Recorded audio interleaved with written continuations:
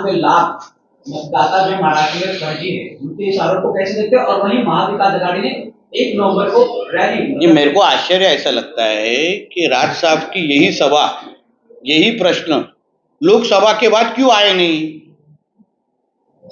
जब लोकसभा के बाद जब भी एक मतदार सांसद मतदार संघ में जब भी एक ही मतदार संघ में 1-1 लाख, मालेगांव में 1 लाख से ज्यादा वोटिंग होती है, इधर मानपुर शिवाजी नगर में 1 लाख से ज्यादा वोटिंग होती है, और जब भी कांग्रेस और महाविकास आघाड़ी और इंडिया अलायंस के लोग अगर चुन के आते तभी ये लोग को कुछ अपना इलेक्शन कमीशन से कोई प्रॉब्लम नहीं, इलेक्शन कमीशन का ये लोग प्रशंसा करते। मगर जब ही लोग विधानसभा के बाद, जब ये लोग ने लोकसभा के चुनाव के बाद जिस तरीके से पाकिस्तान जिंदाबाद, हरे झंडे, सर तन से जुदा के नारे दिए गए, उसका जवाब हरे का जवाब विधानसभा में हिंदू समाज ने भगवे से दिया, तभी ये लोग को मिर्ची क्यों लगती है? यही सवाल अगर ये लोग ने लोकसभा के बाद पूछा रहता ना, तो मैं बोलता कोई किसी को, सबको लगता कि नहीं ये सबको बराबर की तरीके से ढूंढ रहे, मगर वोट जिहाद के वक्त कुछ बोलना नहीं है। मगर अगर हिंदू समाज एक साथ आके अगर वोटिंग करता हो तभी इन लोग को मिर्ची लगती है। तो मुझे पूछा, अगर तुमको वोटिंग यादी अगर आपको इंक्वायरी करना है ना, तो जाओ ना, नल बाजार जाओ, मालेगांव में जाओ, भिवंडी में जाओ, इधर भैरमपाड़ा में जाओ और पूछो कि इधर सब लोग जितने यहाँ रहते उतने लोग ही वोटिंग करते हैं क्या? पूछो ना उन लोग को। एक घर में 30-30, 40-40 रोहिंग्या बांग्लादेशी मुसलमान कैसे रहते हैं? जो मोहल्ले में रहने वाला हर एक आदमी यहाँ का ही वोटर है क्या? अब्दुल शेख अब्दुल 1, अब्दुल 2, अब्दुल 3, अब्दुल 4, अब्दुल 5, अब्दुल 6, अब्दुल 8, अब्दुल 9, अब्दुल 10 को टू भी कंटिन्यूड चालू है उधर। पूछना मांगता ना कभी, तो सिर्फ हिंदुओं के ही घर में जाके इनको वोटिंग लिस्ट चेक करनी है, कभी मोहल्लों में जाएंगे नहीं। उस दिन अब्बू आदमी ने छाती ठोक पद्धति ने बोला, तरीके से बोला कि भिवंडी में मराठी में नहीं बोलेंगे। क्यों नहीं कान के नीचे 12 बजाए उसके? वही मीरा भाईंदर में किसी हमारे हिंदू भाई ने जब भी मराठी में बोला नहीं, तभी उसके कान के नीचे 12 निकाला ना। तो अब्बू आदमी को क्या हो गया? वो क्या जमाई है क्या? वो भिवंडी में खड़ा रह के बोल रहा है इसलिए। भिवंडी के और थान घोड़बंदर के आगे पड़गाम नाम का गांव है, 99% उधर मुसलमान अभी रहते, 99। जाके यादी लेके खड़े रहो उधर। महाविकास आघाड़ी वालों को बोलता हूं, जाके वोटिंग लिस्ट लेके वो गांव में जाके खड़े रहो और उनको पूछो कि तुम इधर के वोटर हो क्या, तो फिर हम मानेंगे कि सही है क्या गलत। सिर्फ हमारे हिंदुओं के वोटिंग के ऊपर अगर आपको प्रश्न चिन्ह उठाना है ना, तो फिर आप मुस्लिम लीग की भाषा कर रहे हो, इतना याद रखना।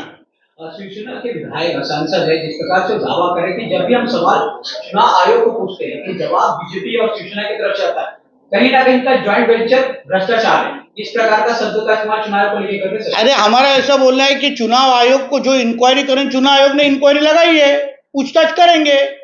हमारे किरीट सोमैया जी ने भी जब भी मालेगांव के फर्जी वोटर के बारे में जब यादी दी थी, तभी किसी ने भी उनका समर्थन क्यों नहीं किया समर्थन? ये राजनीति करने की बात नहीं है, मगर अगर हमारे देश की डेमोग्राफी, हमारे राज्य की डेमोग्राफी ही अगर यह वोट जिहाद के माध्यम से कोई चेंज करने की कोशिश कर रहे हैं, तभी आपको सवाल नहीं उठाना है। मगर सिर्फ हिंदुओं को ही घर घर पे जाके पूछना है कि तुम इधर रहते हो।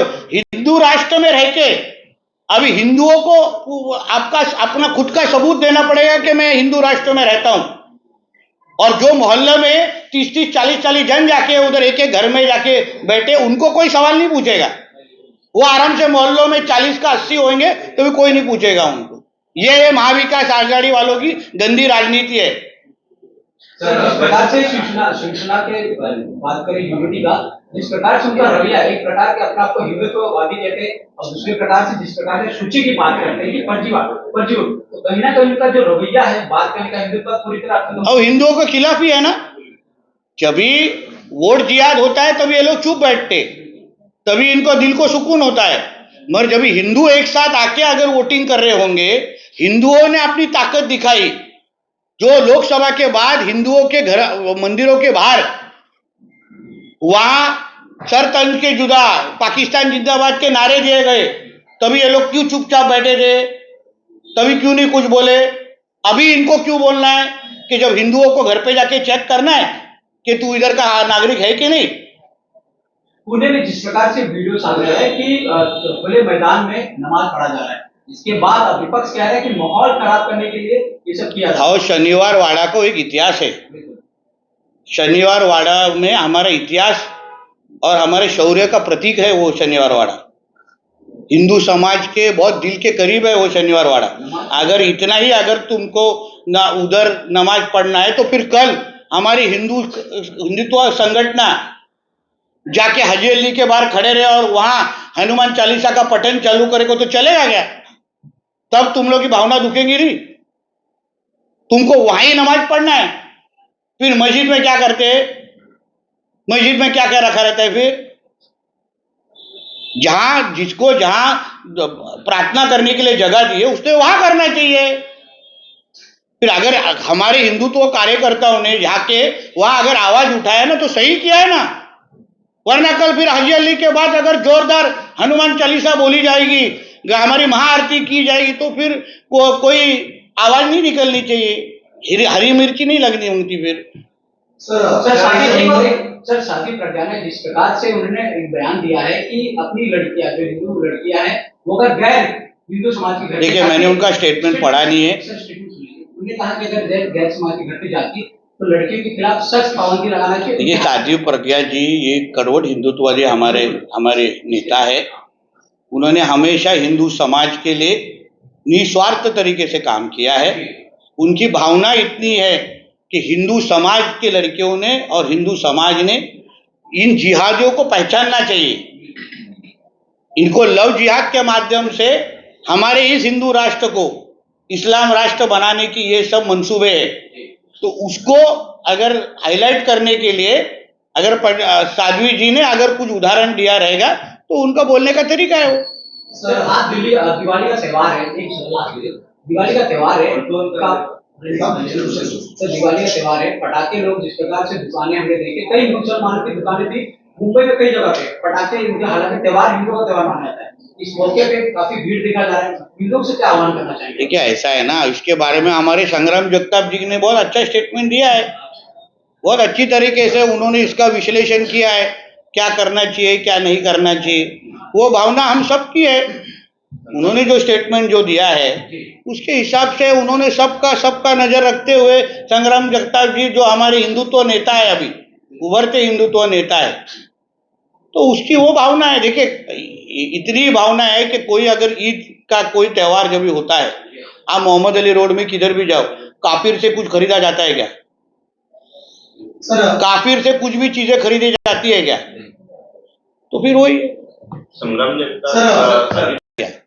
संग्राम जगताप, नितेश राणे, गोपीचंद पडळकर हे करताय दिवाळी आहे। कर्नाटक के मुख्यमंत्री ने दावा किया है कि जितने भी सनातनी हैं उनसे दूरी बनाए रखना चाहिए।